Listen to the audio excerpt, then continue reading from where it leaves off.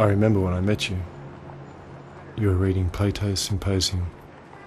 You read me the part where Aristophanes says that people are only half people, torn in half by Zeus, and that we spend our lives longing and searching for our other half. We hadn't known each other long, but you said you thought I might be your other half. That you felt whole around me.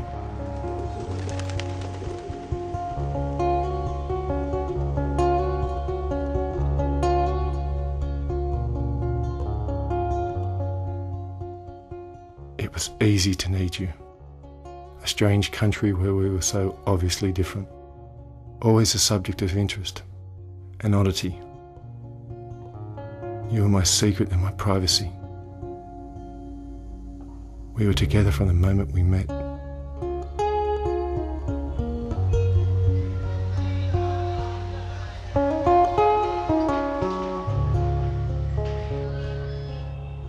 Nobody knew about us except for Monica. Before we met, I complained to her over and over about being alone. That's why she introduced us, to get some peace. She organised that trip to the country so we could get to know each other.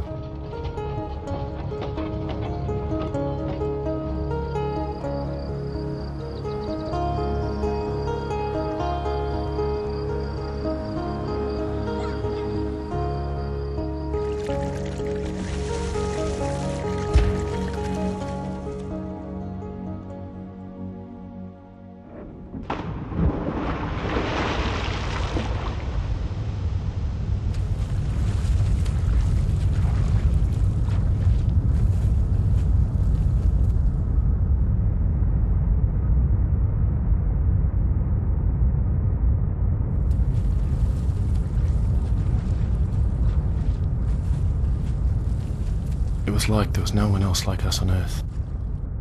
I remember when we talked and argued about whether or not to tell people about us. I thought we had a responsibility to be visible. I remember when we told Monica's friend Han that we were together, and she just laughed and thought we were joking and thought it was not much good because we would have no children. She did tell me later that she had heard of this sort of thing before. Apparently there was a man like us in Saigon. I didn't tell her then that her best friend Monica was a dyke. I'm not sure why we came back to Sydney. I remember us talking about it and thinking it would be great. We were going to get a house together, get jobs, and be a couple. No more secrecy. We would be public. But it was different. Nobody noticed us, it's true. There were a lot of people like us and somehow we seemed less special. We got jobs and made friends and began to live separate lives.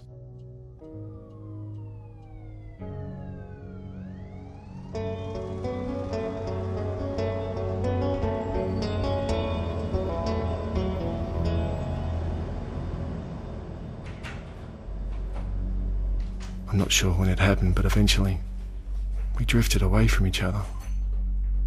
I didn't need you and you didn't need me. We were the parody of a hetero marriage. Everything that we vowed we would never become.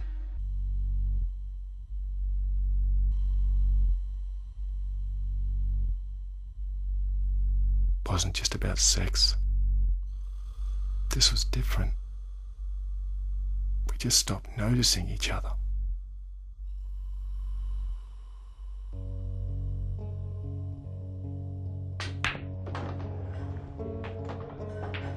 We moved apart. It was weird. I would see you once a week, sometimes less. Then we just stopped. One missed date, and then too many days passed for a phone call. It seemed like neither of us noticed.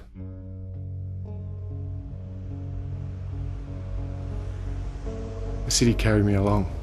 Work, play, didn't really notice at all. Until I realised I was looking for something without knowing it. A connection or an inspiration. A reminder of being alive to counter the monotony of work and the routine of the city. That's when I saw you in the street.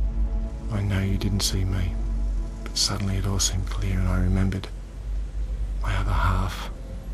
I remembered sitting on the roof drinking beer with you and Monica and Han discussing the virtues of a communist state. Han thought we were mad to romanticise the system she had grown up in.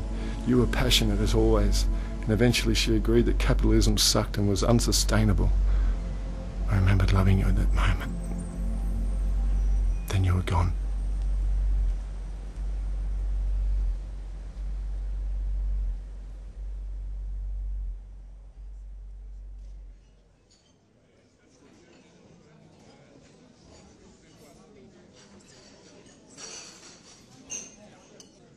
I tried to track you down, but you seemed to be impossible to find. We had drifted so far apart, I didn't know where to begin to look. I got this postcard from Monica. She said that she had seen you and that you were there.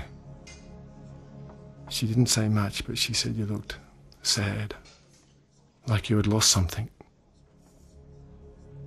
I wonder if you feel it too, and if you'll find it.